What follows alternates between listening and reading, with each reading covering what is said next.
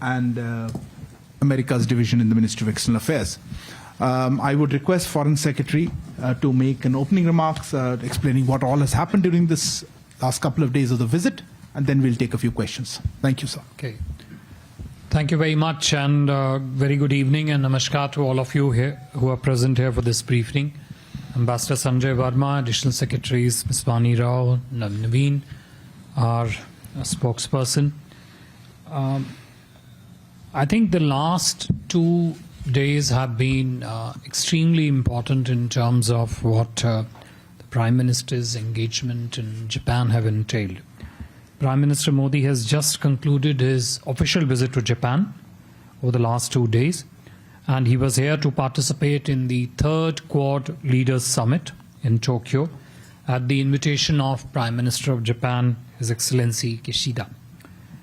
In addition to participating in the Quad Summit, Prime Minister held bilateral meetings with the President of US and the Prime Ministers of Japan and Australia. Those were earlier today. Let me first begin with the Quad Leaders Summit. I must mention up front that there was an excellent rapport and warmth between the leaders during the summit, and they all had productive and meaningful discussions that were marked by cooperative and constructive agenda and a very, very positive approach to the discussions. The continuing and common priorities of Quad cooperation have already been captured in the joint statement that is available in the public domain. Let me simply underscore some of the key elements of the conversation among the Quad leaders, and these have also been highlighted by Prime Minister Shri Modi during deliberations of the Quad summit also. First, action-oriented cooperation among Quad partners, as also between the Quad partners and the countries of the Indo-Pacific for free, open and inclusive Indo-Pacific, aimed at peace, stability and prosperity in the region. Discussions during the summit were focused on mutually beneficial consultations, and as I said, agenda was constructive and the tone positive. 2. Support for ASEAN unity and centrality as the Quad and the countries in the Indo-Pacific pursue their shared goals in the region. 3.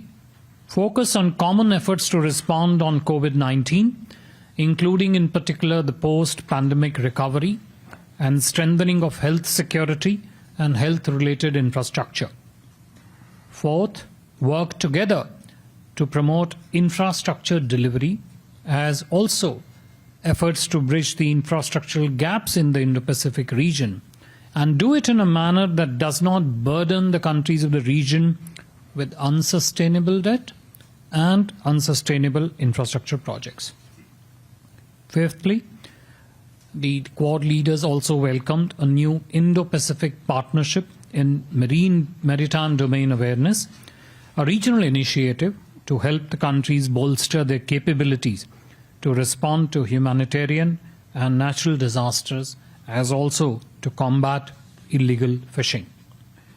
Next, shape and build partnership for greater cybersecurity and for transparent, trusted and reliable supply chains across the region, including in particular in the field of critical and emerging technologies. Quad leaders also issued strong condemnation of all forms of terrorism and a call for expeditiously bringing to justice the perpetrators of the Mumbai and Pathankot terror attacks. Also, coordinate more effectively and timely responses to the humanitarian assistance, disaster relief incidences in the region in future through the agreed Quad HADR guidelines. Prime Ministers also participated in the formal launch of the Quad STEM Fellowship, which will be offered to 25 students from each of the Quad countries.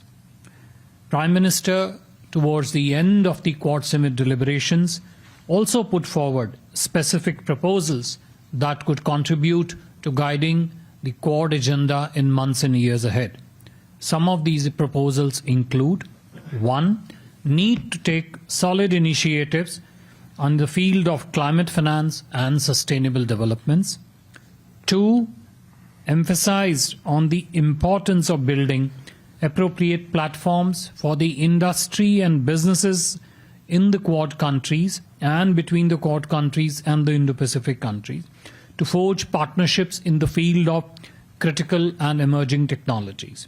And 3, informal and formal mechanisms to strengthen partnership among the like-minded countries in the areas of common interest.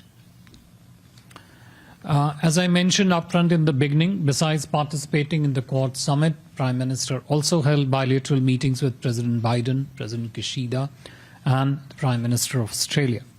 Prime Minister Kishida and Prime Minister of Australia. First, with regard to the bilateral meeting between Prime Minister Modi and President Biden. The two leaders appreciated the importance and need of regular interactions between the top leaders of the two countries. The meeting was warm and substantive, and also a very important opportunity to discuss significant areas of our bilateral engagement and also the important regional and global issues. They also reiterated their shared commitment to maintaining a free, open and inclusive Indo-Pacific region. Prime Minister Modi and President Biden welcomed the signing of the Investment Incentive Agreement that happened yesterday. This agreement will boost investment by the U.S. Development Finance Corporation in sectors of mutual priority. You would perhaps be aware, DFC's current portfolio in India amounts to investment of around $4 billion. We understand it has also planned investment of around additional $1 billion in sectors like renewable energy, supply chain diversification, agriculture, MSME financing infrastructure, and healthcare projects. Prime Minister Shri Modi welcomed participation of US industry in the Indian defense manufacturing under the Make in India and Atmanirbhar Bharat program. A new initiative for critical and emerging technologies, ICET, was launched to forge collaborations, including with the participation of government, industry, and other stakeholders on both sides in this very important area of critical and newly emerging technologies.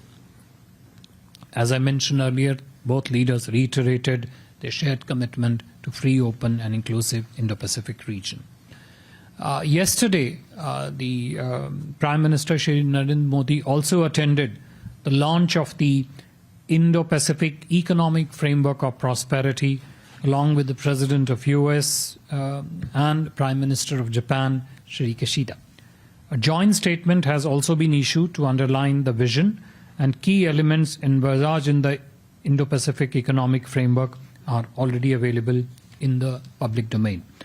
I would simply mention that the IPF framework is structured around 4 pillars, and these are currently being negotiated among the Quad countries.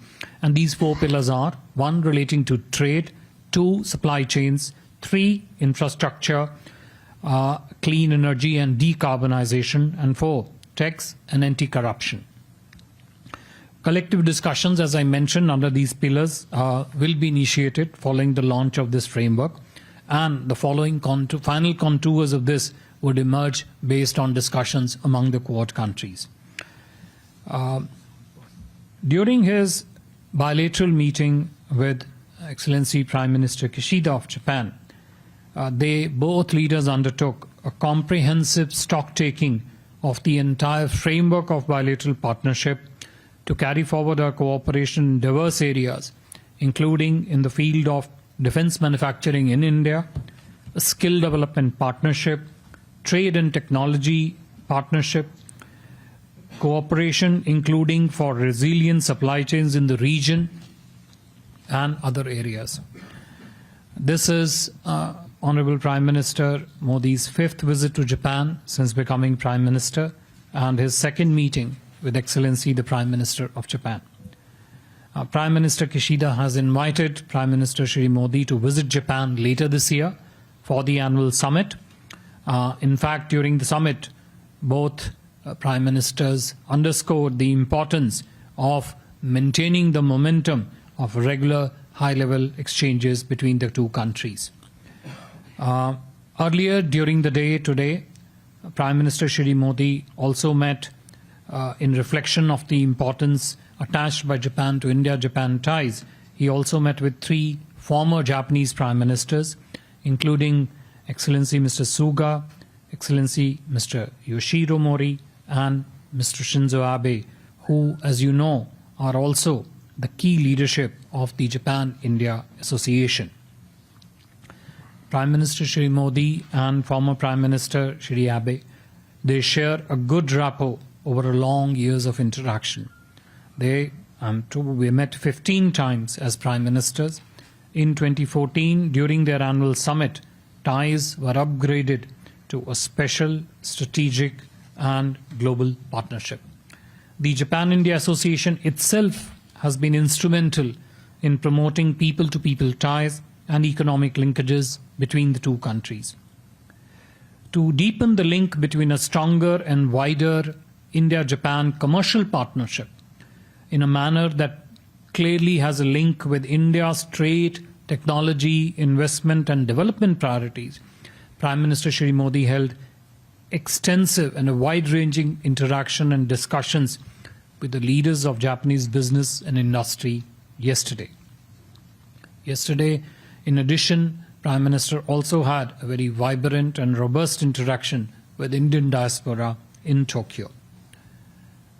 Prime Minister Shri Modi also held a bilateral meeting with the Australian Prime Minister, His Excellency Mr. Anthony Albanese, earlier today afternoon, of course, on the sidelines of the Quad Leaders Summit.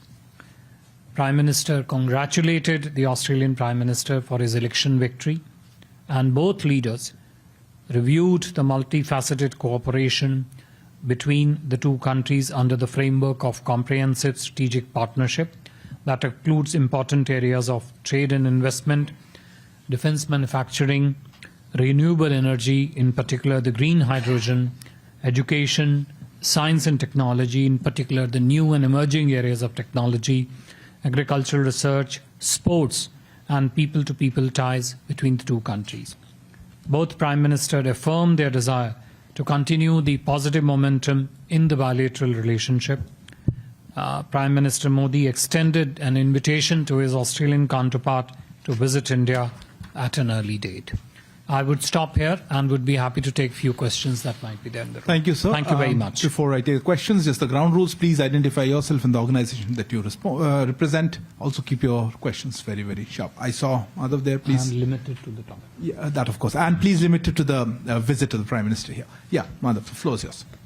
Sir, a sensational claim being made by Japan. Could I have your I'm name? Madhav from Times Now. Yes. Sir, a sensational claim being made by Japan. They've said that China and Russia had joint military exercises in the northeastern part of Asia, even as the Quad summit was underway, where military jets, fighter jets were flown. Do you see this as some kind of a deliberate positioning on part of China and Russia, because all of this has happened while the summit was underway? And clearly the statement also reflects a number of points which would directly reflect on China and Russia. Thank you. Sure. I think before we go to the next question, let's capture all the China questions in the room first. Yes, sir. So let's go one by one and then we'll come back to that in one single shot. Yeah, please.